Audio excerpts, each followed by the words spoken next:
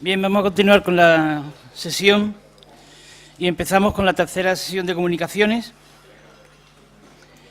en la que hay un cambio, bueno, hay dos cambios, uno que conocíamos desde hace 2 días y otro que acabamos de conocer. El profesor Jorge Vilches no ha podido acudir al Congreso y le va a sustituir no en el tema, sino en la mesa, la profesora Marieta Cantos. Y la profesora María Zozaya, que acaba de llegar de Portugal, todavía no se ha despejado, así que hoy voy a hacer yo algo que me gusta mucho, que es duplicarme a mí mismo. Voy a moderar y después voy a intervenir al mismo tiempo. Mañana no tendrá María Zozaya. Yo que sé, va a estar más a gusto con María que conmigo. Bien, comenzamos entonces con la primera intervención, que era del profesor Pierre Lleal, de Grenoble, que nos va a hablar de discordia y reconciliación en España 1808-1823. Bueno, gracias. Pues primero dar las gracias a los organizadores del Congreso. Y ya pues empiezo con un tema quizás un poco discordante, digamos, con la temática general, ¿no? En materias de gracias deben observarse las mismas condiciones que en la música, cuya primera ley de compás es que éste se ha marcado a tempo, yendo todo el efecto por tierra cuando, habiendo de hacerse un tutti, se va cada instrumento por su lado. Los servidores del monarca intruso fueron amnistiados al fin, pero no lo fueron tan pronto como su ansiedad exigía. Aguóse con esto el acorde que entre ellos y los liberales debía al parecer haber reinado, y no solo el acorde simultáneo, sino el sucesivo o de arpegio. Los señores afrancesados convirtiéronse con este motivo de semi-absolutistas que antes eran, en absolutistas del todo, coaligándose con la gente servil para hundir las instituciones y adhiriéndose a la causa antirreformista con la misma eficacia y calor que 12 años atrás lo habían hecho a la Constitución de Bayona. Dejando de lado las exageraciones propias del estilo de Miguel Agustín Príncipe en Tirios y Troyanos, esta cita constituye un perfecto ejemplo de la creencia sincera en la eficacia de la amnistía como instrumento de concordia, una creencia muy difundida en la España de mediados del siglo XIX. En tanto que instrumento político, sin embargo, Príncipe subraya que, utilizada fuera de compás, el poder de la amnistía queda totalmente desvirtuado e incluso puede acarrear efectos contraproducentes. ¿Es acertado este diagnóstico? Y si lo es, ¿cómo explicar la impericia de los liberales en el año 20? Pues para contestar estas preguntas examinaré en el periodo 1808-23 cómo se construye en España un discurso favorable a la amnistía del enemigo político e intentaré mostrar cómo la misma noción de amnistía acaba formando parte de las señas de identidad del liberalismo en España. Apenas restaurado el régimen constitucional, en el año 20, se han de tomar decisiones acerca de los partidarios del absolutismo derrocado y de los afrancesados. Los argumentos utilizados para resolver esta cuestión serán principalmente de naturaleza jurídica, política y religiosa, pero también histórica. Y en efecto, los liberales del año 20 no pueden dejar de recordar que al final de la Guerra de la Independencia se planteó la cuestión de las medidas que se habían de aplicar a los españoles que habían colaborado con José Bonaparte. Unos meses más tarde, en el año 14, el absolutismo restaurado respondió a su manera, mediante la represión, al problema que significaba la presencia de liberales en España. A esta doble experiencia histórica inmediata tenemos que prestar atención para entender su posible influencia en los liberales del trienio. Más allá de una unanimidad de fachada en el odio contra los afrancesados, la gestión del problema de los afrancesados en los territorios reconquistados resulta compleja y conduce a soluciones múltiples. Las discusiones de las Cortes desembocan en el año 12 en 3 decretos sucesivos que revelan las vacilaciones de los diputados entre una relativa moderación y cierta severidad. Al enjuiciar unos 20 años después esta política, Toreno deplora que los liberales de Cádiz no hubieran optado por una amplia amnistía que hubiera redundado en provecho suyo. Cito a Toreno: dulzura y tolerancia, acompañadas de cierto rigor y prudente severidad, hubieran atraído a unos y contenido a otros, mereciendo alabanzas de todos, principalmente si se completaban las medidas peculiares del caso con una ley de olvido amplia y general que, preparada en las Cortes, hubiérase promulgado al terminar de la lucha empeñada. De hecho, la extrema variedad de las formas de colaboración con el ocupante francés conduce a la elaboración de una legislación compleja cuya aplicación resulta muy difícil y que levanta fuertes polémicas. Algunas voces aisladas incluso se atreven a recomendar una amnistía. Vista como injusta, esta represión parece por lo demás bastante ineficaz. Los afrancesados más comprometidos consiguen generalmente marcharse al exilio, mientras que los que se quedan en España se libran habitualmente de las sanciones cuando pertenecen a las élites socioeconómicas y políticas. No obstante, en vísperas de la vuelta de Fernando VII, los liberales siguen con la misma política represiva, creyendo quizás también defender así sus intereses personales, apartando a gente que pudiera competir con ellos. En un contexto de tensión creciente entre liberales y absolutistas, algunos procuran alertar a la opinión pública sobre los peligros extremos de una confrontación fratricida. Con todo, estas voces son minoritarias. Preludio al golpe de Estado, el manifiesto de los persas invitaba explícitamente al rey a castigar a aquellos que habían procurado, cito, atacar la integridad de España y extraviar su opinión. En cuanto a los afrancesados, la vuelta de Fernando VII al poder parecía significar para ellos el fin de las persecuciones, tal como lo aseguraba el Tratado de Valence. En realidad, tanto los liberales como los afrancesados van a ser objeto, como bien se sabe, de un discurso de exclusión y de prácticas represivas a partir del mes de mayo del año 14. Es una represión que también, como se sabe, suscita muy pronto reacciones por parte de los liberales y de los afrancesados. Se apela a la generosidad de un rey que sabe, como escribe Reynoso, que al templo de la gloria no se sube por persecuciones. Reynoso expone las ventajas del único instrumento capaz de realizar esta reconciliación, la amnistía. Sobre los hombres virtuosos, cito a Reynoso, la eficacia de esta palabra resulta casi mágica, cito a Reynoso. Al oír esta palabra de serenidad y reconciliación después de las turbulencias y desastres de los pueblos, todos los hombres virtuosos, todos los corazones sensibles sienten una dilatación y reposo interior que les hace gustar sin mezcla de amargura las delicias purísimas de la paz. Resumiendo los argumentos de Reynoso, la amnistía es justa porque el riesgo de que se repita este delito político colectivo es ínfimo, porque en una situación de trastorno público ninguna ley anterior puede calificar los hechos procedentes de las alteraciones del Estado, y porque también los supuestos delincuentes serían innumerables.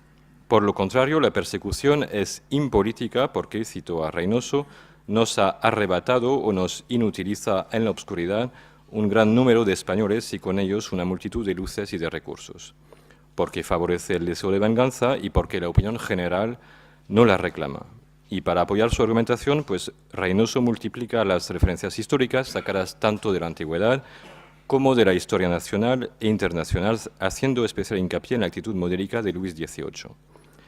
No obstante, ni las peticiones de los exiliados, ni los compromisos adquiridos por España en el Tratado de Paz con Francia, ni las presiones francesas e inglesas llegan a acabar con la política represiva tan solo atenuada en ciertos momentos.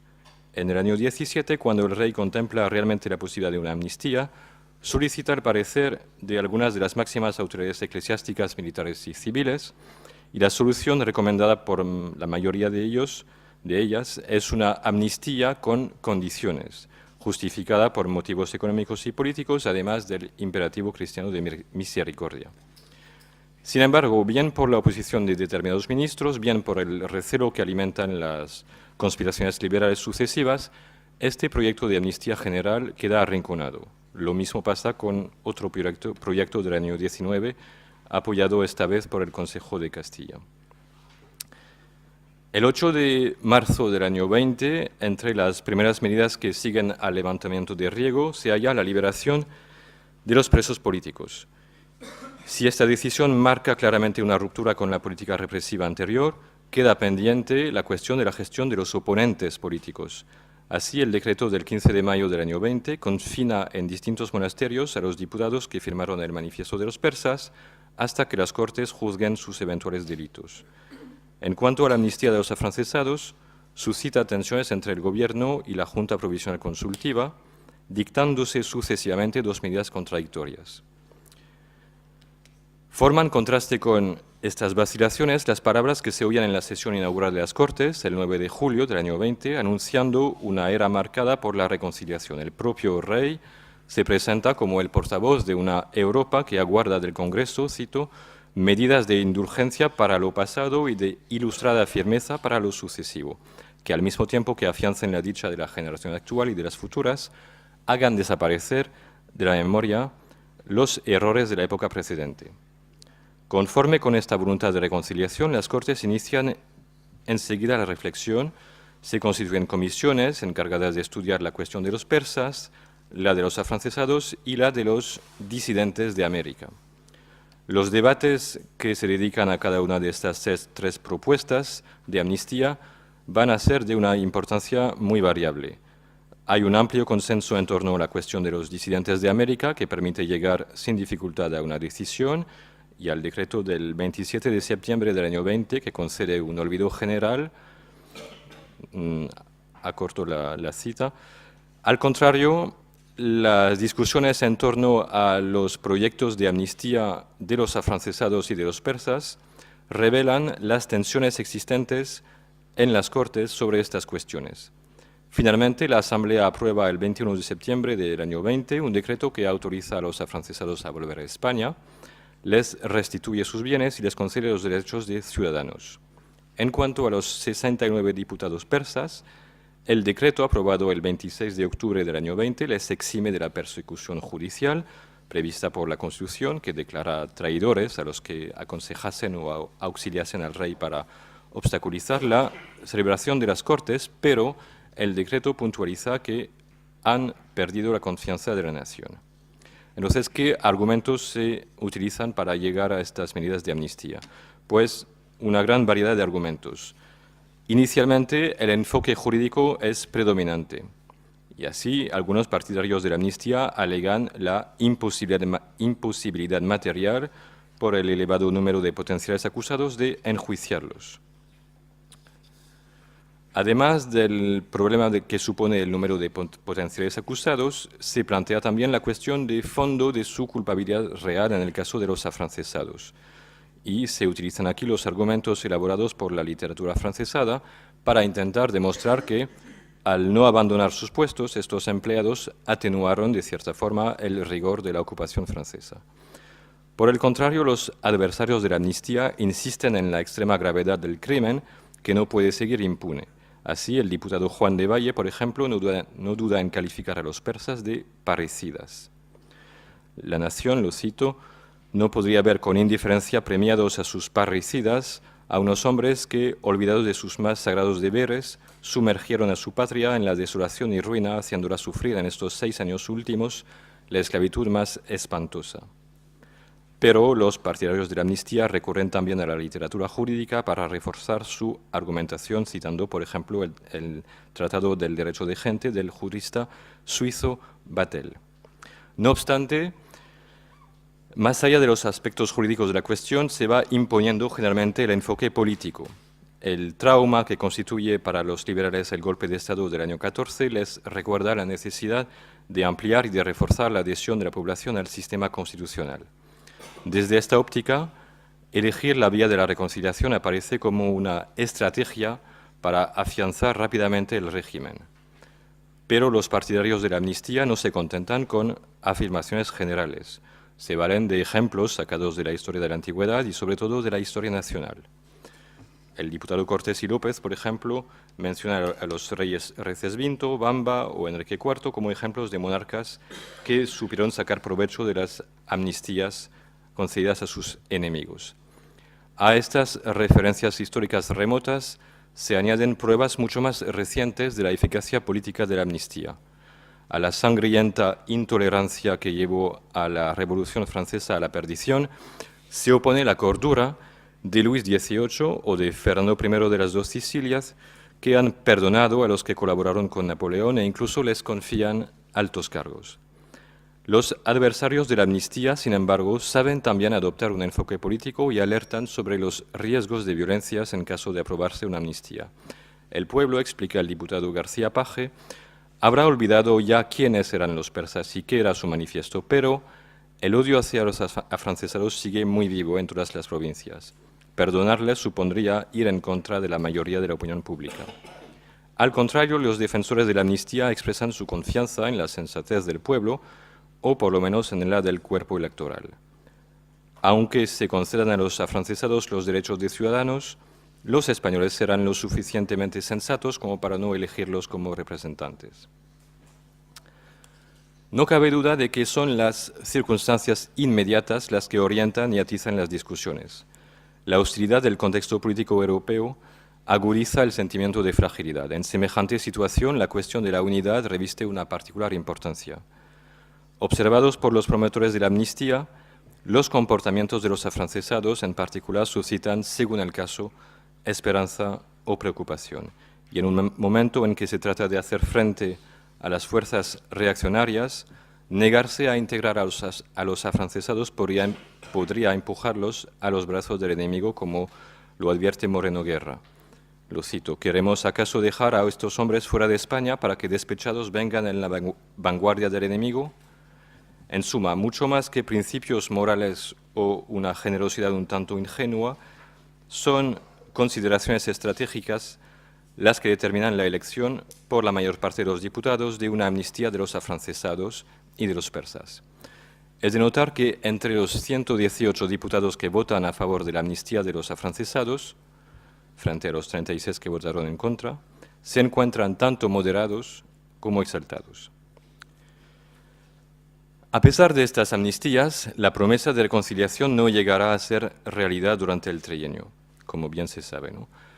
Lejos de adherirse al régimen constitucional, los absolutistas van a contribuir a su caída mediante una resistencia armada cada vez mejor organizada. Y en cuanto a los afrancesados, la mayoría de ellos evoluciona desde un apoyo sincero al régimen a la austeridad. Si han celebrado la amnistía que se les concedió, muy pronto los afrancesados han tenido el sentimiento de ser marginados por los liberales en el poder. Y en cuanto a los disidentes de América, finalmente la promesa de un olvido general no tuvo consecuencias notables sobre el proceso de las independencias. En estas condiciones resulta sorprendente constatar que todavía en el año 23, a pesar de un balance tan poco halagüeño, la amnistía siga siendo considerada por muchos liberales como un medio eficaz para poner fin a las divisiones. Así, cuando a la amenaza de una intervención exterior se añade la presión de una guerrilla absolutista, las Cortes siguen confiando en las virtudes de una amnistía concedida a los, entre comillas, facciosos. Argüelles, por ejemplo, cree que gracias a la amnistía, unos individuos descaminados tomarán conciencia de su error, pero, y sobre todo, destaca también otra virtud de la amnistía: concediéndola, las Cortes demostrarán claramente, en particular a los extranjeros, que actúan de la manera más civilizada. Cito a Argüelles: se desvanecerá la insidiosa inculpación que se nos ha hecho de que somos una facción sanguinaria, pues con esta amnistía opondremos un argumento irresistible. Y voy a la conclusión. Mientras que el absolutismo se caracteriza por una intolerancia considerada ya como arcaica, los liberales españoles muestran una voluntad de reconciliación cuyo valor simbólico les importa más, en definitiva, que la eficacia esperada realmente de las medidas de amnistía, y creen que les permitirá obtener la benevolencia y el apoyo de las demás naciones civilizadas. Frente a la imagen estereotipada de la intolerancia asociada a los españoles, presentada generalmente como una consecuencia desgraciada de la tradicional intolerancia religiosa, pues muchos liberales se esfuerzan por demostrar durante el trienio un anhelo de reconciliación, quizás reforzado por la experiencia del exilio. Se puede relacionar este valor simbólico con el fenómeno de la progresiva desaparición de la figura del rey padre y la emergencia de una comunidad autónoma que se esfuerza por construir un modo pacífico de regulación de sus tensiones internas. Los mismos absolutistas aparecen plenamente conscientes de ello, y no extraña que el periódico El Restaurador oponga los sentimientos filiales de los súbditos del rey a la falsa voluntad de concordia de las, entre comillas, sectas liberales que, expulsadas del poder, no predican el olvido sino por interés. Presentándose como el campeón de esta lucha contra el olvido, El Restaurador pretende incluso estar a tono con la monarquía francesa, que conmemora el sacrificio de Luis XVI y de María Antonieta. Pero sí es cierto que Luis XVIII, en el año 1810, había hecho del 21 de enero un día de luto nacional. Era también el monarca que había exigido en la Carta de 1814 el, cito, olvido de las opiniones y de los votos emitidos hasta entonces. Y era también el monarca que escribía en octubre del año 23 a Fernando VII: creo que un decreto de amnistía sería tan útil a los intereses de vuestra majestad como a los del reino. Oponiéndose a toda política de reconciliación, los partidarios españoles del absolutismo se aislaron y se encerraron por mucho tiempo en un callejón sin salida. Gracias.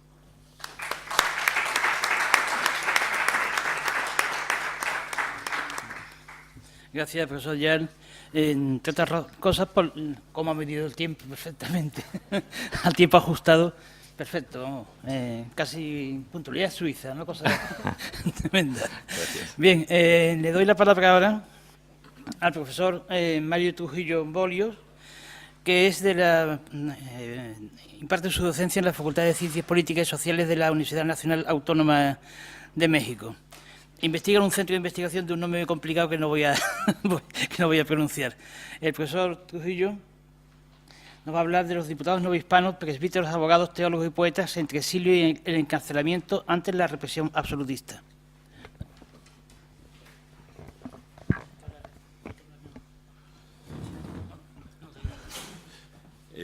Hay algunos problemitas con los programas de PowerPoint en América acá. Entonces, hay algunas cosas que no se van a poder ver, pero yo trataré de ser lo más puntual. Bueno, la propuesta es hacer un seguimiento de algunos representantes novohispanos. ¿Se escucha? ¿Sí? Que tuvieron una significativa presencia en las Cortes, tanto en la isla de León como en Cádiz, entre los años de 1812 y 1813. Y más tarde, cuando se presentó la abolición de la Constitución con el regreso de Fernando VII a España. La reconstrucción histórica de los eclesiásticos se realiza a partir del estudio biográfico para distinguir las trayectorias socioprofesionales y políticas de, son los que vamos a ver, Antonio Joaquín Martínez y José Miguel Ramos Arizpe, de los teólogos Miguel de Lardizábal y Uribe, José Miguel Guridi y Alcocer, así como el contador Joaquín Maniao y Torquemada. Entonces, el propósito es ubicar su participación en aquellos cargos que ocuparon en el Supremo Consejo de Regencia, en las comisiones y su participación en los debates parlamentarios en las Cortes de Cádiz.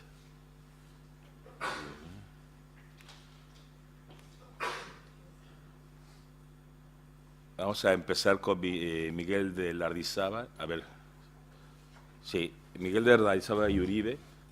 Ajá, esa es una foto, es una pintura que pintó Goya, ¿no? En su larga estancia en España siempre se caracterizó por ser abiertamente servil a la corona española. Lardizábal, a fines de la década de 1800, logró estrechar vínculos con el cercano círculo de la corte española y asumiendo cargos de importancia en la gestión gubernamental, particularmente en los asuntos de las colonias de ultramar de España. Su ascendencia novohispana le permite el 22 de noviembre de 1809 ser representante de Nueva España en la Junta Suprema Gubernativa. Ya para el 29 de enero de 1810 es uno de los 5 miembros que conformaron el Supremo Consejo de Regencia de España y sus Indias. Siempre mostró una postura contraria al liberalismo español y acusó a los diputados liberales de rebeldes republicanos. Lardizábal juró que las Cortes se reservaban el poder legislativo y que el Ejecutivo le correspondía a la regencia. Aceptó incluso que la soberanía de la nación residía en las Cortes Generales Extraordinarias. Ahí.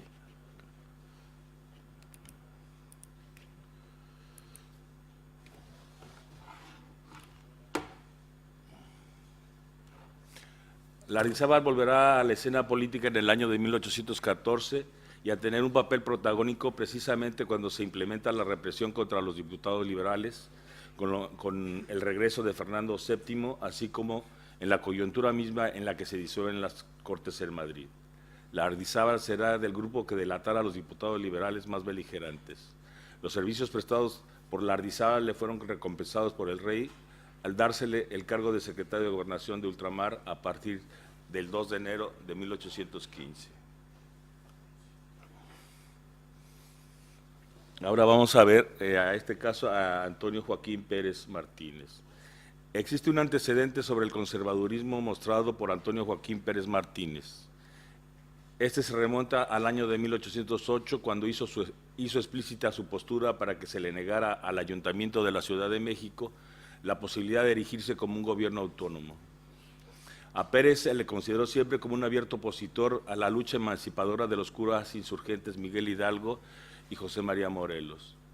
Todavía en el periodo de septiembre de 1812, Pérez se mantuvo como diputado novohispano en Cádiz y será parte del grupo de los 69 diputados conocidos como los persas, que precisamente tuvieron la mala ocurrencia en decirle en su conocido manifiesto a Fernando VII que a partir de mayo de 1814 se disolvieran las Cortes por su falta de legitimidad, se anulara la Constitución de Cádiz y regresara el absolutismo a España.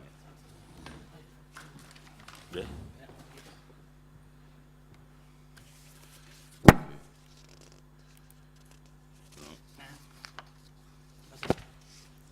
Pues es el programa. Entonces, dale escape. Y ponemos otro día estudiante. No me lo vayas a borrar, Alberto. Se tiene ahí de igual. Bueno, Pérez, siendo todavía vicepresidente de las Cortes el 11 de mayo de 1814, no tan solo procedió a obedecer el decreto real para disolverlas, sino a su vez fue parte de la política persecutoria que reprimió cualquier oposición de los diputados liberales por el retorno del absolutismo a España. Fue quien presentó una lista con nombres y direcciones de los principales liberales que, en su opinión, también habían sido los principales promotores de la Constitución de Cádiz. Y entre los nominados se encontraron los diputados novohispanos, el veracruzano Joaquín Maniao, el coahuilense Miguel Ramos Arizpe y otros americanos como Vicente Morales Duárez de Perú, José María Laquerica de Ecuador y Antonio Lardizábal de Guatemala. En una misiva que Pérez dirigió al capitán general de Castilla la Nueva con fecha del 11 de mayo de 1814, el todavía presidente de las Cortes tuvo la ocurrencia de expresar lo siguiente: no solamente me abstendré de reunir en adelante a las Cortes, sino que doy por fenecidas desde este momento así mis funciones como presidente, como calidad de diputado en un Congreso que ya no existe. Es el surrealismo español, ¿no?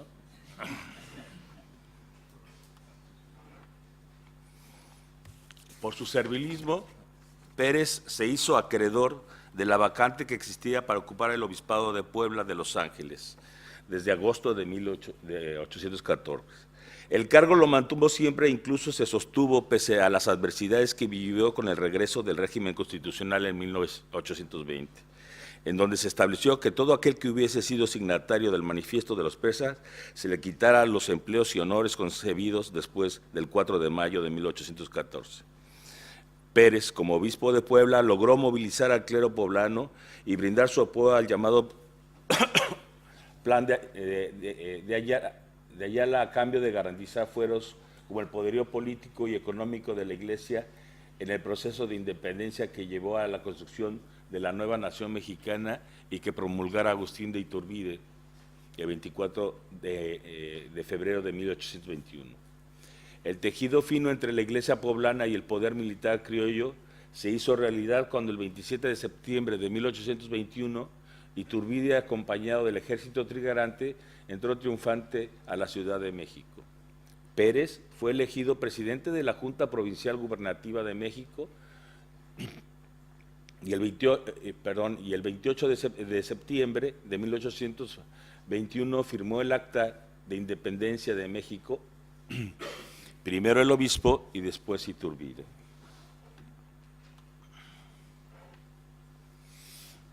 Bueno, vamos con otro diputado novohispano, Joaquín Manuá. Participó en las legislaturas de 1810 a 1813. Este diputado fue contador y administrador de la renta de tabaco, que era un negocio bastante bueno para la corona, y fue elegido por la Intendencia de Veracruz a las Cortes Españolas de Cádiz. Formó parte de la Comisión de Negocios Ultramarinos. Sostuvo la necesidad de que hubiese una paridad entre América y España en la representación a Cortes para las provincias americanas, para que las provincias americanas tuviesen los mismos diputados que los peninsulares. Para Manuá, no solo los peninsulares, criollos, mestizos e indígenas se les debería otorgar la ciudadanía o ciudadanato, como se decía en ese entonces, sino también a las castas.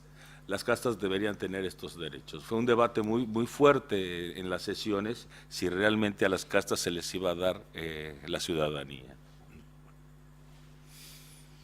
Promovió también la discusión relativa a que existiese un mayor intercambio mercantil en el Atlántico americano entre los puertos hispanoamericanos y los europeos. Manuel venía precisamente del consulado de Veracruz y por eso estaba presionando para que los intereses de este consulado se hicieran presentes, ¿no? En Cortes llegó a ser vicepresidente el 24 de julio de 1811 y presidente de las mismas el 24 de febrero de 1813. Se le detuvo en 1814 por sus ideas liberales, por promover el libre comercio y defensa de los comerciantes veracruzanos. Se le desterró primero a Córdoba y después a Granada. En 1815, la amnistía, está mal escrito, se estableció, se le dio la amnistía. Después se le nombró intendente del ejército y nuevamente elegido diputado a Cortes entre 1822 y 1820 y 1822. Esto quiere decir que algunos diputados novohispanos volvieron a ser diputados en 1820. José Miguel Guridi y Alcocer. El diputado por Tlaxcala, José Miguel Guridi y Alcocer, además de eclesiástico, ejerció la abogacía. Se doctora en teología en 1791 y después en cánones en 1801. Tuvo una activa participación en Cortes desde que llegó a Isla de León el 10 de diciembre de 1810. En una participación sobre la soberanía señaló que la misma originalmente residía en el pueblo. La historiadora Ana Carolina Ibarra señala que este diputado, Guridi, vamos a ver.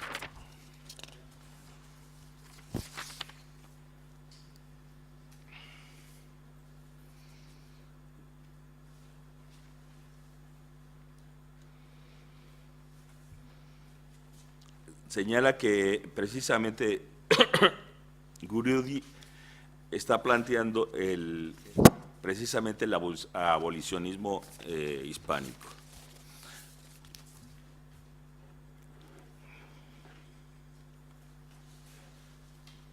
Al igual que Manuel, el mismo Guridi cuestionó que 6 millones de personas provenientes de las castas y otros 6 millones de indios residentes en América, o sea que son 12 millones de personas a los que se les debería dar la ciudadanía.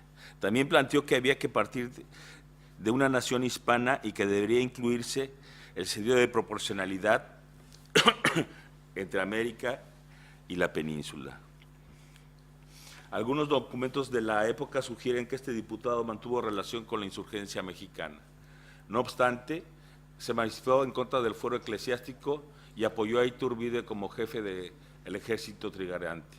De ahí el apodo de Camaleón. No sé si saben lo que es Camaleón. Sí.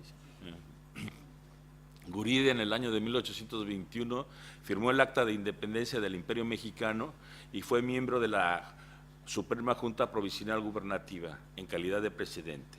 además de influir en los congresos constituyentes mexicanos de 1822 y 1824.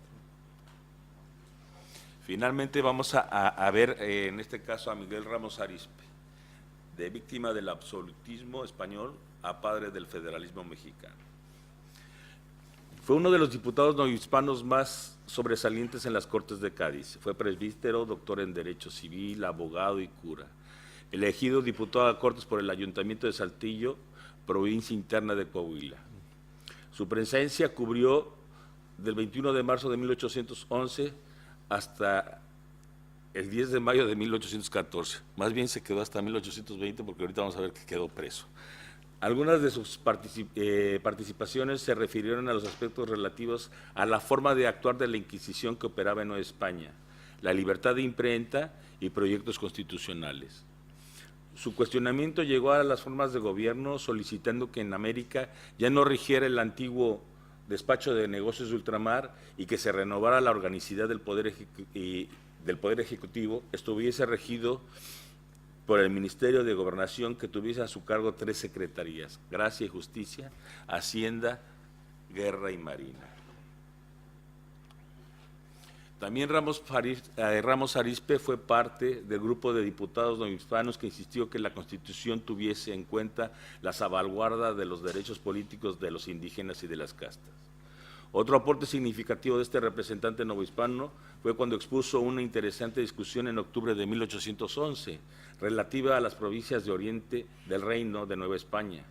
Son muy puntuales sus apreciaciones sobre las características de esta región en términos culturales, en su gestión política y administrativa de estas provincias de ultramar: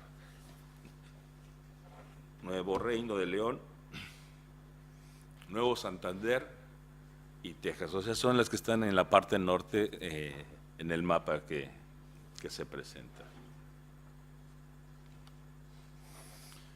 Como se mencionó anteriormente, fue Antonio Pérez quien envió la lista con nombres y domicilios de diputados al teniente general Francisco Eguía.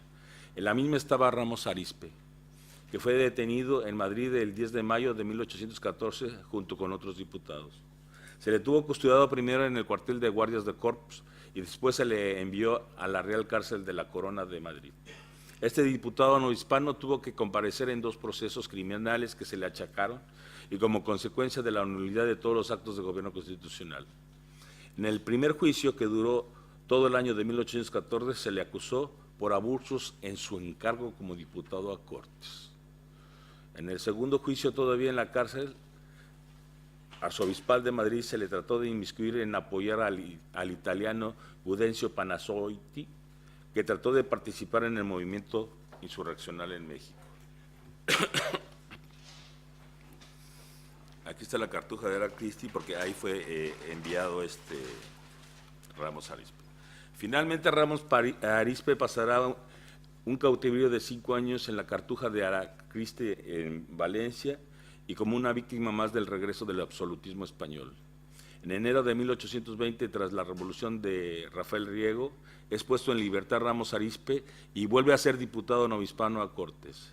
De España se traslada a México y el 5 de noviembre de 1821 aparece como diputado mexicano en el segundo Congreso Constituyente. En el pleno de la Asamblea Legislativa presentó el proyecto de acta de constitución que más tarde será el acta constitutiva de la nueva nación mexicana. De ahí entonces que a Ramos Arizpe de México se le mencione como el padre del federalismo mexicano.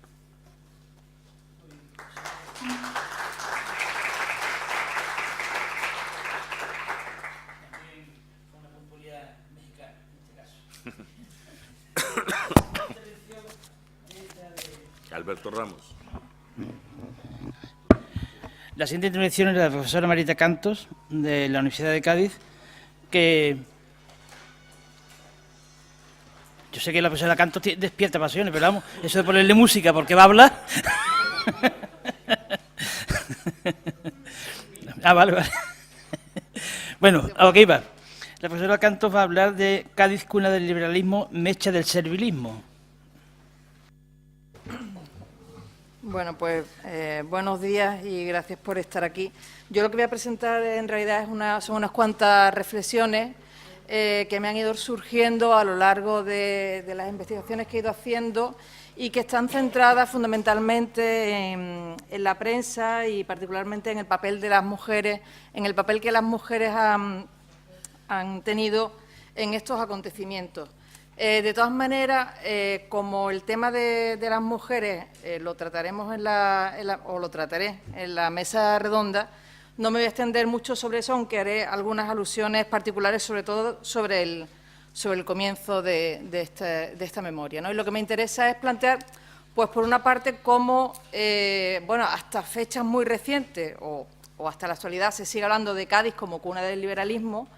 De hecho, se ha entroncado a esa Cádiz liberal con un liberalismo un poco sui generis del que Pemán fue abanderado y, por otra parte, pues da la impresión de que, sin embargo, siendo Cádiz igualmente pues una ciudad y un entorno en el que se propició de la misma manera el credo servil y la opinión pública servil, pues que eso, sin embargo, ha sido, digamos, quizá olvidado. Y no precisamente debido a ningún intento de concordia ni a ningún intento de conciliación, sino simplemente a un deseo de que prevaleciera lo supuestamente positivo desde un punto de vista quizá más actual, no lo sé.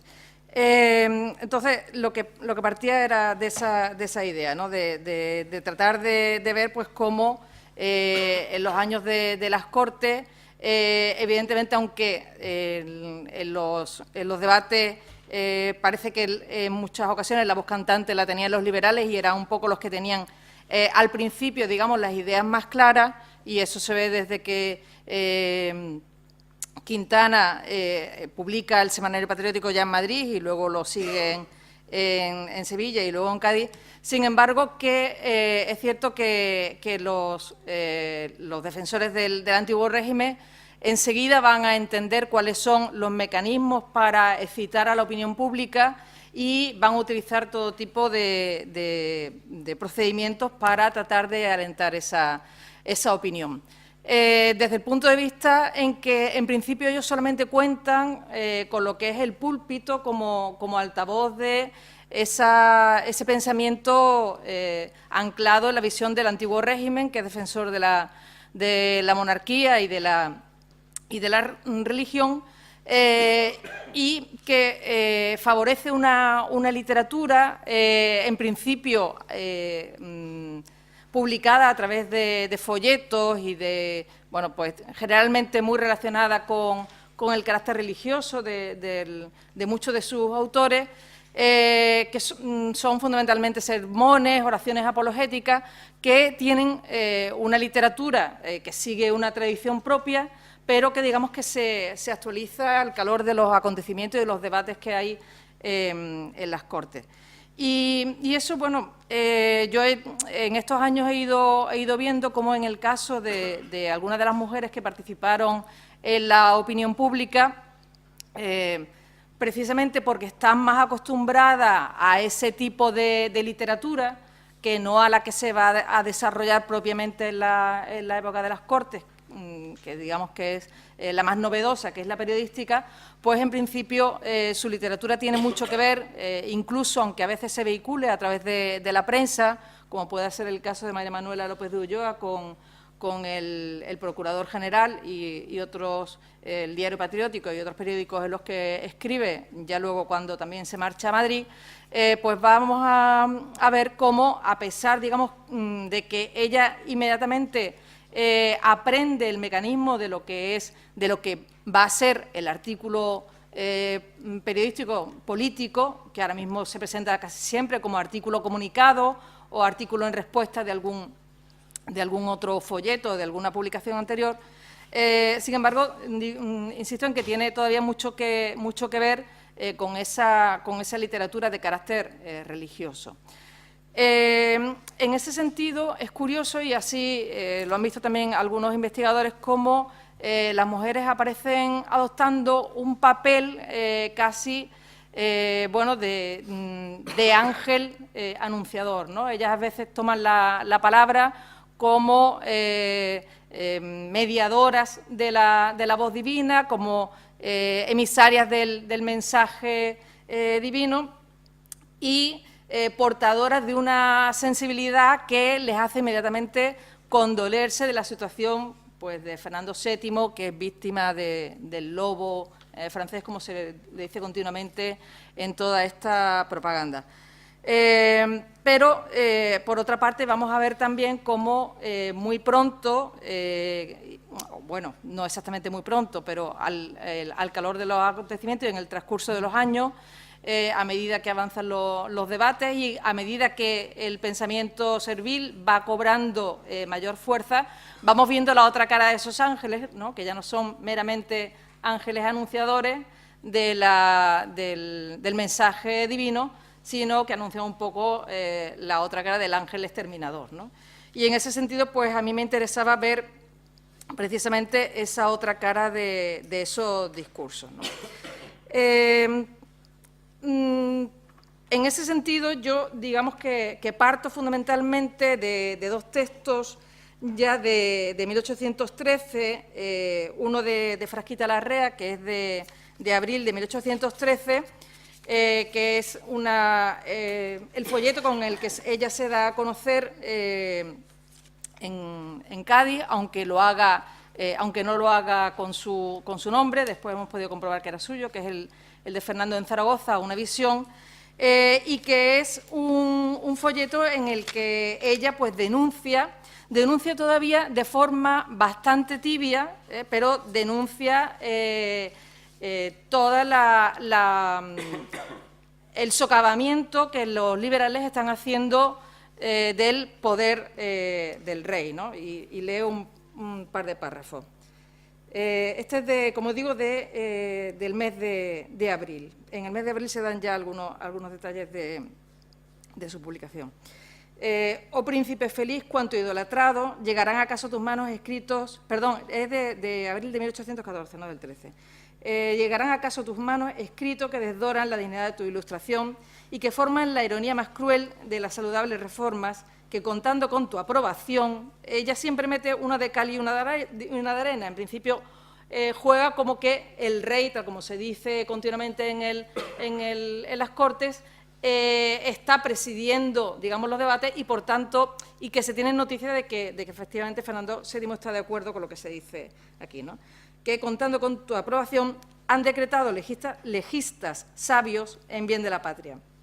Estos, sin duda, han querido y buscado este bien y, graduando el mérito de su obra por los vivos deseos que animaban a sus tareas, con algo más de exaltación que de prudencia, decretaron la infalibilidad de sus dogmas políticos por espacio de 8 años. Este error acaso produjo otro, y mezclándose el amor propio, por mejor decir, el espíritu de partido en las discusiones, se han fomentado ideas ajenas del sistema monárquico y de la verdad. Pero, a continuación, su discurso se va exaltando, ¿no?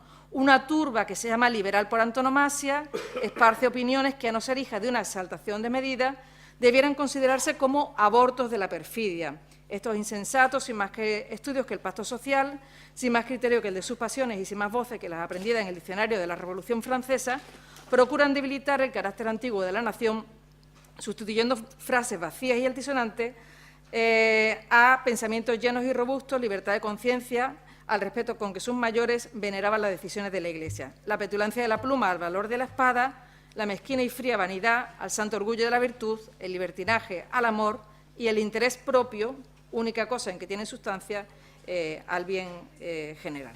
Bueno, el folleto termina deseando que llegue cuanto antes Fernando VII y que recobre el poder que los liberales están tratando de usurpar, ¿no?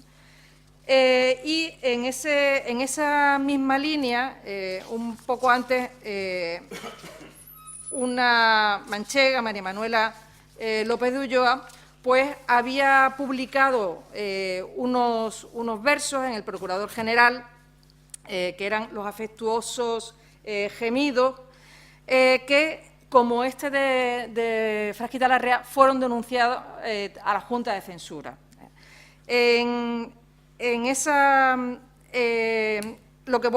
Algunos párrafos de los que voy a sacar ahora proceden no de los versos, sino de la contestación que ella hace a la Junta de Censura, ¿no? Y después de explicar que, bueno, que es que ella es una mujer inocente, que no tiene apenas cultura, que se ha dejado guiar por las opiniones, algo que también hace Frasquita Larrea, evidentemente siempre poniendo pues esa falsa modestia que lleva a captar, ¿no?, la benevolencia de la Junta de Censura, como es propio, por otra parte, de la retórica de este tipo de escritos, pues dice lo siguiente, ¿no?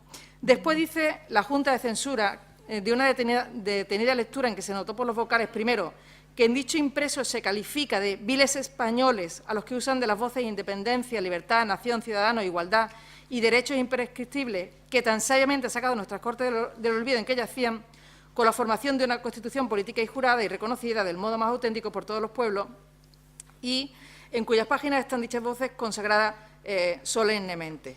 Bueno, ella va a decir que efectivamente, bueno, que las palabras que ella ha dicho no son exactamente esas, pero que se tenga en cuenta que son voces que proceden del filosofismo y que intentan, cito, olvidar de entre nosotros y aún infamar a nuestro monarca, pretendiendo al mismo tiempo oscurecer el resplandor del trono español, presentándonos como inseparables del solio los más infames vicios, en cuya prueba puede citar multitud de ejemplares. Bueno, iba a citar el duende político número 11, el número 12, un discurso a los diputados en Cortes de Quintana y otras muchísimas pruebas que ahora no puedo traer aquí, ¿no? Ella además pues, viene a decir que lo que tenía que haber hecho la Junta de Censura no era ocuparse de su escrito, que al fin y al cabo pues tampoco es para tanto, sino cumplir con su obligación, habiendo denunciado a la Junta de Censura pues todos esos papeles liberales que son además producto de la exaltación y que ella ha denunciado. Y que si la Junta de Censura hubiera procedido de esa manera, pues ella no tendría que haber recurrido a denunciarlos a su vez. Según dice en una nota, ella, su escrito fue denunciado a los 2 o 3 días de estar publicado, y como ella ha hecho esa reclamación y la Junta de Censura han pasado ya 6 días, y lo mismo que se dio una vez prisa, ahora parece no dársela, no le ha contestado, pues ella ha decidido dar a la luz y publica, por eso conocemos este texto, porque además lo publica en Cádiz. Anotado con la nota el 19 de noviembre de 1813. De todas maneras, los textos de Frasquita y de María Manuela que yo quería traer, y me avisa que corto en cuanto a eso, no eran exactamente esto, sino lo que estaba planteando era un poco el ambiente en el que se mueven estas dos mujeres supuestamente sensibles y supuestamente compasivas, ¿no? Porque ellas continuamente están ofreciendo una visión de la sensibilidad femenina y, por otra parte, pues reclamando al mismo tiempo que el rey, como rey y supuestamente, pienso yo también desde la óptica del varón, pues que tome las riendas y que cargue las tintas donde las tenga que cargar, ¿no? Cuando ya María Manuela está en Madrid, el 13 de mayo de 1814, publica en la Atalaya de la Mancha unos versos en el que se presenta al pueblo de Madrid, firma siempre con el seudónimo de La Española, y recuerda pues lo que ha hecho en Cádiz y cómo se han ocupado de ella pues el redactor general y otros periódicos, y canta utilizando la fórmula del Salmo y además versículos de los Salmos que ella además cita en nota a pie de página, pues las excelencias de Fernando VII, ¿no? Y canta a aquel que los impíos reprobaron, a aquel desde su infancia perseguido del liberal partido, aquel que arrebataron de tu seno y cautivo le llevaron, hoy le verá rodeado de esplendor y grandeza. Y termina esos versos diciendo: este es el día, también de otro salmo, este es el día que el Señor ha hecho, celebrémoslo pues con alegría y métrica armonía. Y ahora dice: oh, cómo se ha deshecho lleno de confusión y de despecho el infame escuadrón de los impíos, oh, cuál se ha disipado, en dónde están sus fuerzas y sus bríos, alaba, pueblo amado, la mano de tu castigo la mano de tu Dios omnipotente, que castiga severo al delincuente y al justo perseguido le levanta, bendito sea, canta el que Dios que le sostiene, etcétera, etcétera. Esto que ha dicho en este poema lo va a decir también en los tiernos, tiernos afectos con que la autora del papel intitulado Afectuoso gemido que los españoles dedica a celebrar la onomástica el cumpleaños del rey, y se los dedica a Blas de Ostolaza, como el gran defensor de los derechos de su majestad. Claro, ella se mueve en ese círculo. El padre Vélez también alaba sus escritos y la defiende en más de una ocasión, y sería muy curioso, yo todavía no lo he conseguido, pues llegar a saber cómo son esas conexiones dentro de esta mujer con el partido servil, como ella dice, ¿no? Y en ese poema que se publica en la Atalaya de la Mancha ya en octubre de 1814, pues vuelve a pedir que se restablezca además la Inquisición y que y que brille la antorcha para que abrase a los rebeldes, a los obstinados, bueno, etcétera, etcétera, ¿no? Y pide al final pues que se alabe nuevamente y que se cante el regreso del monarca. Claro, todo eso pues va a hacer que, como ya se ha comentado antes, junto con evidentemente el monarca no se mueve por los textos de esta escritora, ¿no?, pero sí de toda una opinión pública de la que ellas pues son también, forman parte, que le habían pedido que tratara con mano dura a los liberales. Y en ese sentido, pues sabemos, y así lo cuentan los testimonios y lo reconocen los propios ministros, que Fernando VII tuvo desde el principio pues mucho cuidado con todo lo que se estaba haciendo en Cádiz y trató de castigar, y lo veíamos también ayer, pues a esas personas aparentemente oscuras, ¿no? Y Elisa nos hablaba de algunas de ellas, que apenas se habían manifestado, salvo en la intimidad de esos escritos particulares, ¿no? La hazaña con la que se abre la causa de Cádiz, el mismo gesto de que el general Cayetano Valdés fuera sustituido por otro gobernador menos liberal, el general Villavicencio, el que Valdés, mientras que llegara su sustituto, quitase la placa de la Constitución, que suspendiera la libertad de imprenta, que se cerrara los cafés que habían dado lugar a la causa de Cádiz, el Café de los Patriotas o Café de Horta se cerró de forma casi inmediata en el mes de julio, su dueño fue preso e incomunicado hasta el mes de septiembre. Se arrancaron las páginas de los decretos, el ejemplar de las Cortes, se destruyó la placa conmemorativa, se encausaron a muchos sujetos que estaban relacionados, algunos de ellos muy indirectamente. Es curioso que no solamente se persigan a los liberales señalados, a los diputados que habían intervenido, y además pide el rey que se enjuicie y que se averigüe quiénes habían votado expresamente y quiénes habían expresado su voz contraria para socavar la soberanía del rey. Pues además de todo eso, pues por ejemplo, se abran expedientes al dueño a Victoriano Pajares, al dueño de una tienda de libros, porque se dice que en su tertulia, la tertulia que allí se reunía, pues también se insultaba a determinados diputados o a determinados habitantes de Cádiz que, sin embargo, eran favorables al rey.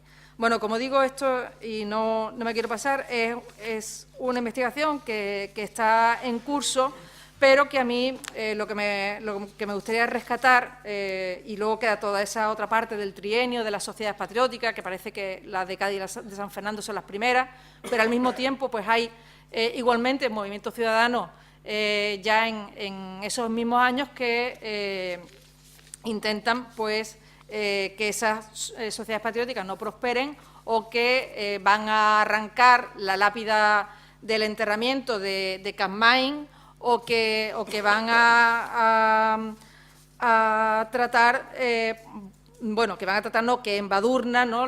Dice con unos lodos sucios, dice, la placa que estaba la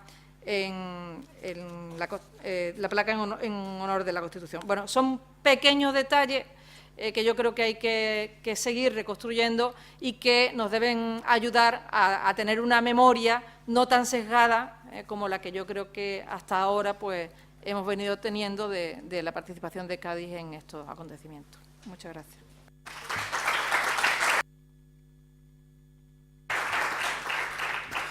Y bueno, ahora, como les decía antes, en vez de intervenir la profesora Sozaya, voy a intervenir yo, así que me doy la palabra. Déjame ayudar. Yo te mido el tiempo, ¿no? No, tú no, profesora Cantó. Toma.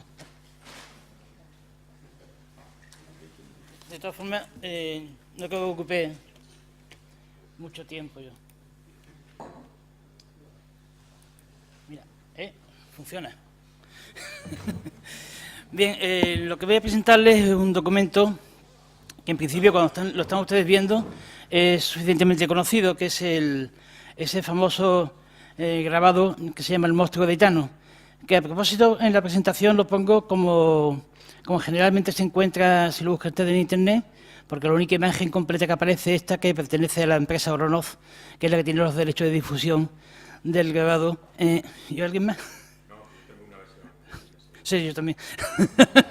No, es que pongo esta porque me parece llamativo que el documento, que es un documento interesantísimo, cuando se difunde por cualquier lado es a través de la empresa Oronov, que es la que tiene los derechos de difusión o de explotación del documento, que se encuentra, como muchos de ustedes saben, en el Palacio Real, en el Patrimonio Nacional, el Fondo del Patrimonio Nacional, en el Palacio Real. Como decía anteriormente, el Palacio Real está catalogado por Miguel Velasco en 1934, que Miguel Velasco lo fechó hacia 1820. Es un grabado curioso que ha sido citado en diversas bibliografías, aunque ciertamente sin muchos contenidos. El propio profesor Juan Carrete lo incluyó en la Summa Artis, el volumen 32, como una caricatura absolutista de mucho interés. Aparece citado en la bibliografía general, José Luis Comellas lo usa constantemente como un ejemplo de caricatura también absolutista. José María Azcona lo publicó en el año 35 ya citando, que estaba en el Palacio Real y citando la fecha dada por Miguel Velasco. Por tanto, es un documento que se utiliza mucho en bibliografías, sobre todo en manuales, como una ilustración.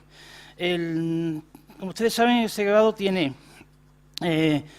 está numerado, tiene 10 números que rodean a la figura, con texto explicativo que está debajo del grabado. Bien, yo lo que voy a hacer hoy es prácticamente lo que sea, realmente una comunicación, presentarles lo que estoy proyectando con la investigación, que pensé que no iba a tener prácticamente ninguna enjundia, pero que poco a poco le voy encontrando bastante más enjundia. Carlos Reyero lo incluye en su estudio sobre los grabados publicado en el siglo XXI y dice exactamente que es un monstruo realizado por hibridación de fragmentos con elementos de diferentes seres vivos que quiere transmitir y sugerir la falta de unidad, la heterogeneidad de un cuerpo político sin sentido.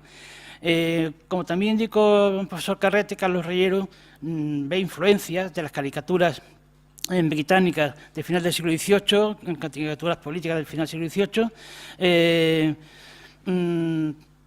Exactamente, a pesar de lo que Miguel Velasco fecha en 1820, no se sabe con exactitud en qué momento se publicó, en qué momento se hizo, en qué momento se dio a conocer.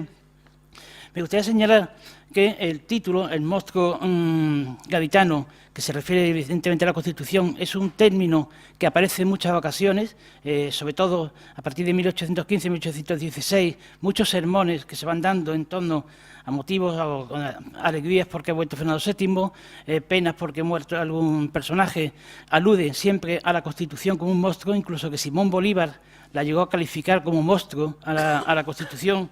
Simón Bolívar, en un texto, en una carta personal, habla de la Constitución española es un monstruo de una forma indefinible, semejante al gobierno del Gran Turco, y dice que el gobierno del Gran Turco es un gobierno despótico, pero que los Cortes de Cádiz habían gobernado de forma despótica también. Y hace una comparación Bolívar entre el Gran Turco y la Constitución, que es un hecho que me llama también bastante la atención. Bien, pues yo lo que le voy a presentar es que realmente he localizado algunos datos que me dan unas referencias nuevas. La primera es cuándo se pone a la venta por primera vez el documento.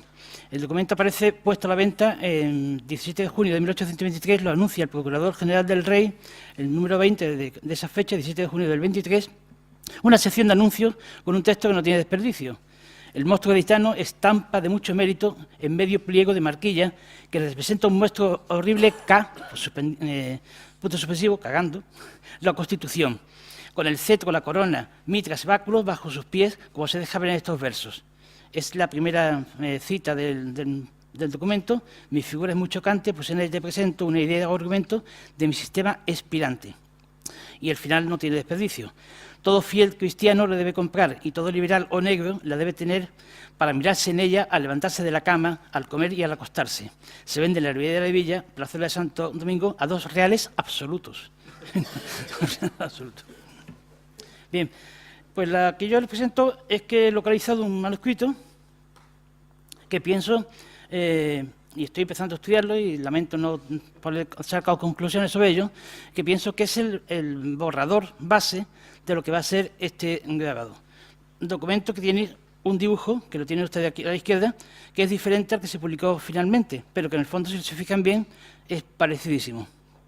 A la derecha ya, sin Noronov, el grabado que se publicó finalmente, a la izquierda el grabado que yo he localizado, el dibujo, una acuarela, que he localizado en un archivo. Si se fijan, tiene prácticamente los mismos elementos, cambia la disposición. Lo que falta en el original, en la acuarela, es todo el paisaje del fondo. Es mucho más simple y quizá una figura que está casi más humana, la de la acuarela, frente al que definitivamente se publicó. Con detalles que llaman la atención, que les voy a mostrar ahora, que no sé, el grabado definitivo no es exactamente el mismo que el borrador se realizó, aunque el borrador que se realiza tiene bastante más texto que el que se publicó finalmente. Si se fijan, por ejemplo, en el gorro que lleva la figura de la izquierda, se ve un animal que es difícil de interpretar, puede parecer un león, es un perro, por lo que a continuación les mostraré en el texto. O me llama mucha atención, por ejemplo, en las figuras que están encima de la esfera mundial, donde en el original de acuarela aparecen 2 seres así bastante espirituales, pero si se fijan en la derecha dejan de ser espirituales. La península, el hombre, está tocándole el pecho a la mujer que es América está tocándole la entrepierna a la península. Es decir, le están dando ya un contenido bastante diferente. Y también es muy interesante comprobar cómo lo rodean de estos personajes que están disparando a la Constitución y que realmente la representación es bastante fácil de entender. Son los realistas catalanes que apoyaron la regencia de Alcide Urgell y que tuvieron controlado o jurisdicción sobre Cataluña y sobre Navarra en 1823. Si nos recordamos que la fecha de puesta de venta al público es junio del 23, los 100.000 hijos de San Luis habían entrado en España en abril. Cuando se está publicando este anuncio en Madrid, los 100.000 hijos de San Luis ya están en Madrid. Por lo tanto, el Procurador General puede poner ese anuncio con toda tranquilidad, puesto que ya está protegido por la invasión francesa. Y termino la comunicación presentándoles un poco en qué se diferencian los textos. Hay 2 o 3 diferencias fundamentales. En primer lugar, permítanme que vuelva hacia atrás, les diré que esta página que señalo es la del texto que se publicó. Por lo tanto, las páginas que están aquí son textos que no se llegaron a publicar en el contenido y que dan muchas claves para entender el monstruo gaditano. Aquí les pongo en paralelo el manuscrito con el grabado. En estas primeras 5 versos, por decirlo de alguna forma, hay pocas diferencias. Simplemente en el segundo, mis cuernos, perro y plumaje, en el manuscrito, mis cuernos, perro y plumaje, en el grabado, mis cuernos, pelo y plumaje.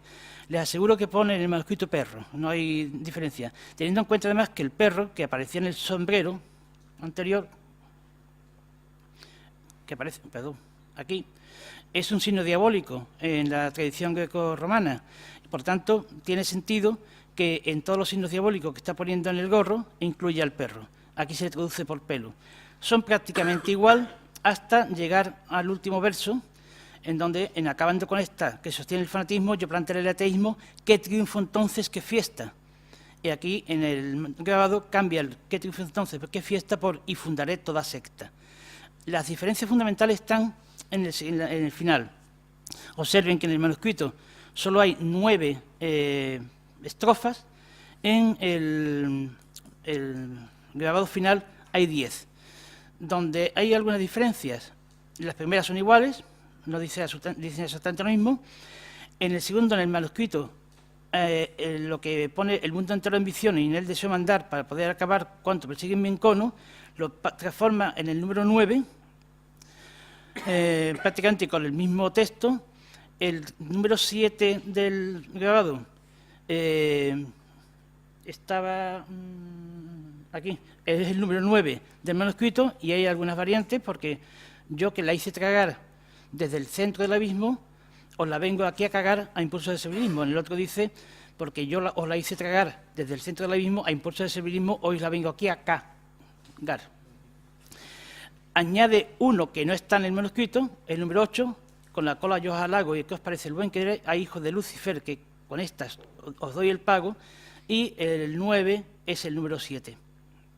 Y el final, el número 10, es el número 8 del manuscrito. Y curiosamente también transforma el final. Les leo el del grabado, y aquí tiene usted el manuscrito. Año 812, este monstruo apareció, fue quemado en el 14 y en el 20 resucitó. Jamás un monstruo duró, desde que Dios creó el mundo, mueran todos a uno, lo mismo que este murió. Sin embargo, que termina diciendo, mueren todos a uno, el año 21 y para siempre expiró. Hay diferencias. Pero lo más interesante del manuscrito es comprobar que tiene versos previos y versos posteriores a esto que se publica, en donde se explica prácticamente el por qué se está haciendo el grabado. Empieza, por ejemplo, no voy a leerlo entero, mirar esa tiara, esa corona, que mi orgullo caballar cuanto baldona. Si vamos a la imagen, vemos que los pies son de caballos, ¿no?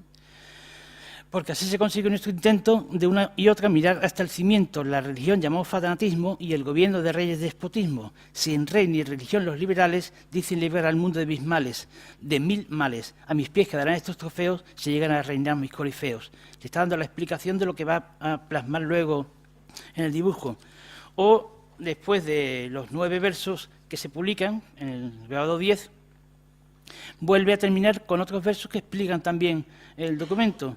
Y les leo el final, que tiene una cierta actualidad, cuando habla de la bolsa que lleva en las manos.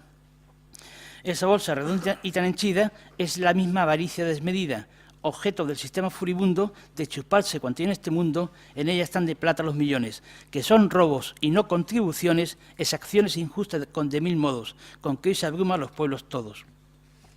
Traigo el sudor del pobre aquí embolsado, lo sagrado y lo profano que he robado.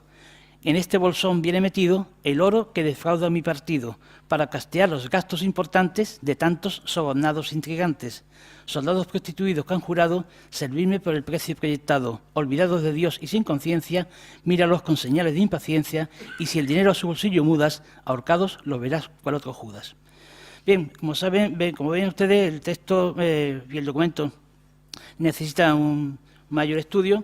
Hay elementos en las figuras que necesitan análisis e interpretación, las variantes, y esto es lo que quería comunicarles, que dentro de 3 o 4 años espero decirles en qué queda todo esto. Muchas gracias.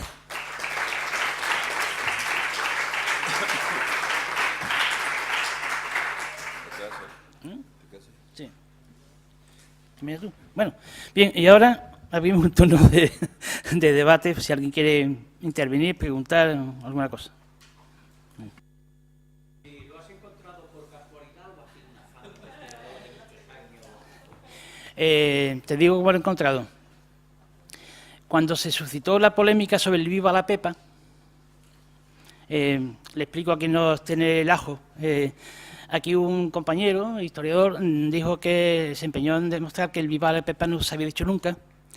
Empezó diciendo que nunca se había dicho en 1812, que es cierto, nunca se dijo en 1812, pero que el Viva la Pepa no se había dicho nunca para referirse a la Constitución. Entonces, bueno, pues yo polemicé un poco con él. La polémica fue tan importante que salió en El País, así que llegamos a ese extremo de polémica. Y entonces yo empecé a buscar documentación que demostrara que efectivamente Viva la Pepa se decía. Bueno, aparece la Constitución llamada la Pepa en el Fiscal de La Mancha, publicada en 1815, 16, me parece que era, aparece ya la Constitución como Pepa. Encontré un testamento de la Pepa y al localizar el testamento de la Pepa, localicé este documento. Yo estaba buscando a la Pepa y me encontré con el monstruo. Entonces fue una búsqueda, como digo, al final encontré centenares de documentos desde 1814 hasta 1847 sobre la Pepa, la Constitución, la boda de la Pepa como la Constitución, el testamento de la Pepa como Constitución, y buscando eso apareció esto. Sí, bueno, me ha sorprendido lo del copyright, esto no lo sabía yo, no sé cómo funciona así, no sabía. Yo conocía, no he visto la copia del Palacio Real, pero una cosa que creo que te va a interesar, la primera vez que yo vi este grabado y hice una copia fue en los archivos franceses, en París, porque lo tenían los absolutistas apostólicos que durante el trienio se refugiaron en Francia. Es decir, que tuvo una circulación más allá de España y las autoridades francesas, entre los papeles de estos apostólicos refugiados, sobre todo en el sur de Francia, que tuvieron una actividad bastante intensa, tienen una copia de este grabado. Entonces supongo que puede tirar ahí un poco sobre cómo también circuló fuera de España. Sí, eso me interesa porque eso significa entonces que se publicó bastante antes del 23. Sí, Sí. ahora mismo no sé la fecha, pero eso ¿En qué la fecha no? Bueno, la fecha de Velasco de 1820 puede ser. Estos papeles y estos documentos deben ser alrededor del 21, 22. Pues no, ahora, el detalle te lo puedo dar. El texto habla del 20 y del 21.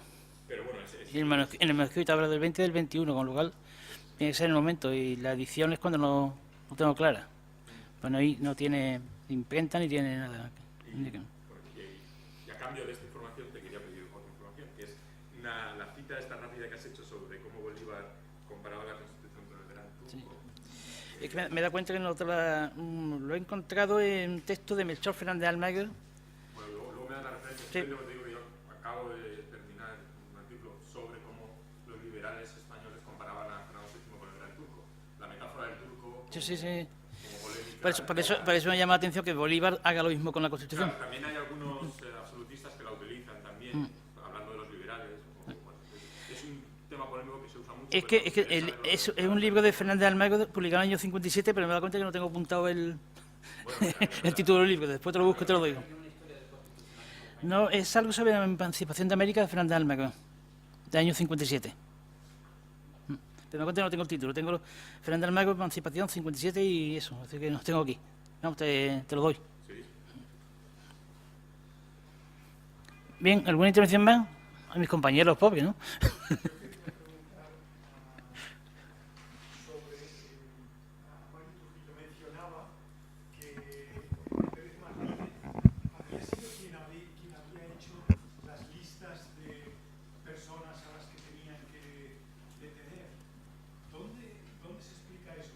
Yo he visto que hay varios ejemplares de esas listas y así.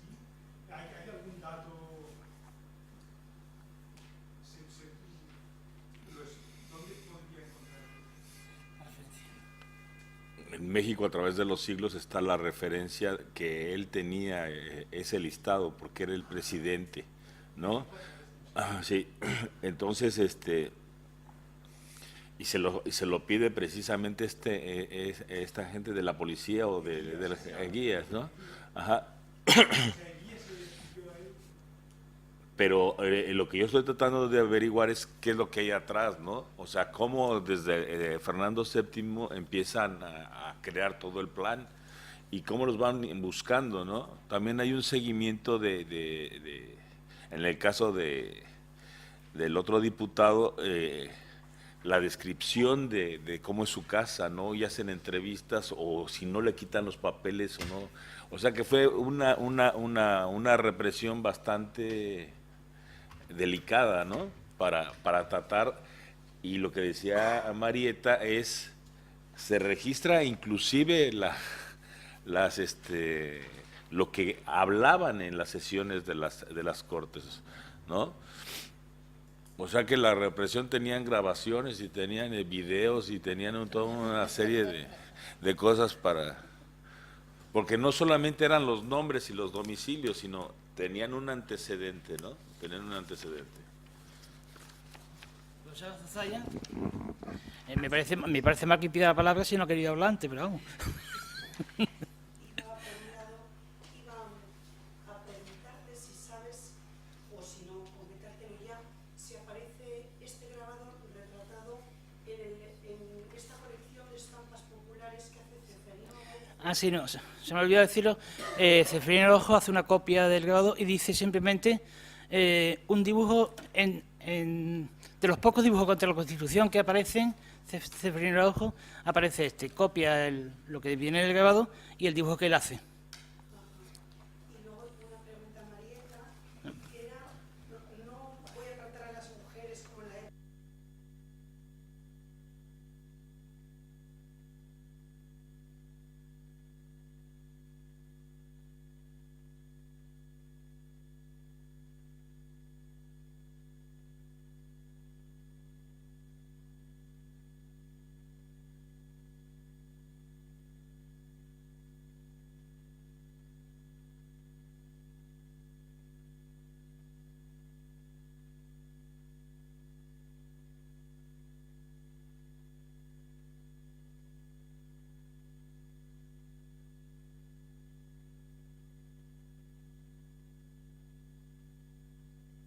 ¿no? En el caso de Frasquita Larrea, además, ella tiene una ilustración, una erudición y una bastante amplia. Ella conoce la literatura europea y lo que pasa que en esto, que cuando empieza la Guerra de la Independencia, ella la coge sola con su madre y con sus dos hijas en Chiclana, porque se había separado, de hecho, de su marido, Juan Nicolás Paul de Faber. Y mientras que él vivía en Alemania, ella sentía esa angustia de saber que Napoleón estaba por allí, que estaba por aquí y que parecía que era como un pulpo que estaba por toda Europa, ¿no? Entonces ella, en esos años de 1800, antes todavía, ¿no? Prácticamente los primeros años de los primeros meses de 1807, ella le está preguntando a Juan Nicolás, le escribe, dame noticia qué es lo que pasa con Napoleón, porque Juan Nicolás en ese momento era bastante más pro Napoleón. Sabemos que la opinión europea al principio lo ve, digamos, como una figura que puede acabar con el despotismo de las monarquías europeas, ¿no? Y ella desde el principio no lo explica muy bien por qué, porque además ella misma se asombra y dice, oye, es que a mí nunca me había interesado la política, y es más, ando siempre preguntando, pero bueno, esto de que haya vencido el general tal, ¿qué significa? ¿Vamos ganando o perdiendo? ¿No? Que no estoy... Y ella poco a poco se va introduciendo en el discurso político. Lo que ocurre es que ella tiene una cultura tan amplia que tiene muchísimas más claves a la hora de construir su discurso, y no le hace falta tanto el apoyo bíblico. Cuando lo utiliza es simplemente, entiendo yo, porque quiere comunicar y quiere divulgar. Y entonces el pueblo está mucho más acostumbrado a ese tipo de discursos que a otros, ¿no? De hecho, ella siempre, cuando habla de las palabras nuevas, que bueno, eso es meternos en otro terreno, de todos los diccionarios que se crean y sobre las voces nuevas y las denuncias sobre la utilización de palabras francesas y todo eso, ella siempre habla, ¿no? Pues diciendo que bueno, que hay que tener cuidado con las voces que se usa, pero yo digo que las referencias religiosas no tienen nada que ver con lo que se ve en el caso de María Manuela López de Ulloa. El problema de María Manuela es que yo no he conseguido averiguar prácticamente nada. Voy encontrando alguna noticia por ahí, van apareciendo más textos de ella, y lo último, que no lo encontré yo, lo encontró mi compañera Beatriz Sánchez Hita, es una que está en el Archivo Histórico Nacional, es una solicitud que hace al rey para que todas sus publicaciones, entonces, las imprima la imprenta real. Ella las tenía, dice, las tengo desperdigadas por ahí. En ese sentido, yo creo que ella está teniendo su prurito de autora, ¿no? Y yo creo que bueno, que aunque ella se ampare, digamos, de esa red servil, pienso que no la mueve nadie, ¿no? Que hay un poquito de orgullo, de ambición literaria, entre comillas, de dar un poco a conocer su opinión, ¿no? Siempre, bueno, pues diciendo, ya sé que soy una mujer y que no me vaya a escuchar, o que no vaya a atender, o yo tampoco simplemente quiero que reflexionéis por vosotros mismos y que elaboréis vuestra propia opinión, pero siempre ella juega con ese discurso de la humildad, pero está claro que, en su caso, si la erudición y la cultura que tiene no es tan amplia, sí que está muy bien informada y sí que maneja mucho la prensa servil de la época, pero también la literatura reaccionaria francesa. Si es a través de profesora Canto, no hace falta de otra ponencia, ¿no? Si es a través de la predicación de los sermones y eso, españoles, ya eso, hasta ahí no tengo el detalle, ¿no? De momento es lo que tengo. ¿Alguna pregunta? Que la respuesta sea breve, por favor.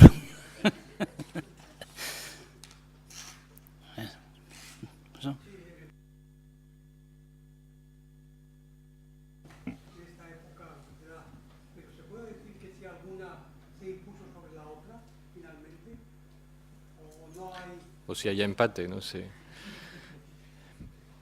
No sé, me parece que finalmente este discurso sobre la reconciliación es más discurso, más imagen, más algo simbólico que algo concretamente que llega a efectos prácticos concretos. Por ejemplo, los afrancesados claramente se sienten marginados porque no llegan a ocupar los empleos que pensaban poder ocupar, ¿no? O sea, sí, yo creo que finalmente es un arma simbólico, digamos, para los liberales y contra los absolutistas, ¿no? Y creo que es importante insistir en este valor simbólico, que me parece que después, conozco mucho menos lo que va a seguir después, ¿no? Pero en el periodo siguiente también el tema de las amnistías tendrá quizás más un valor simbólico que real, para mí. Pero resultó que el arma fue ineficaz al fin y al cabo. Sí, bueno, por otros factores me imagino, ¿no? Pero bueno, había otras armas también para fomentar esta concordia, ¿no? Pero sí que al cabo fue ineficaz, ¿no? Muy idealista, demasiado. Sí, sí. Muy bien, si les parece, vamos a dar, sin salir de la sala, 2 minutos de descanso, no se escape nadie, y empezamos con la ponencia.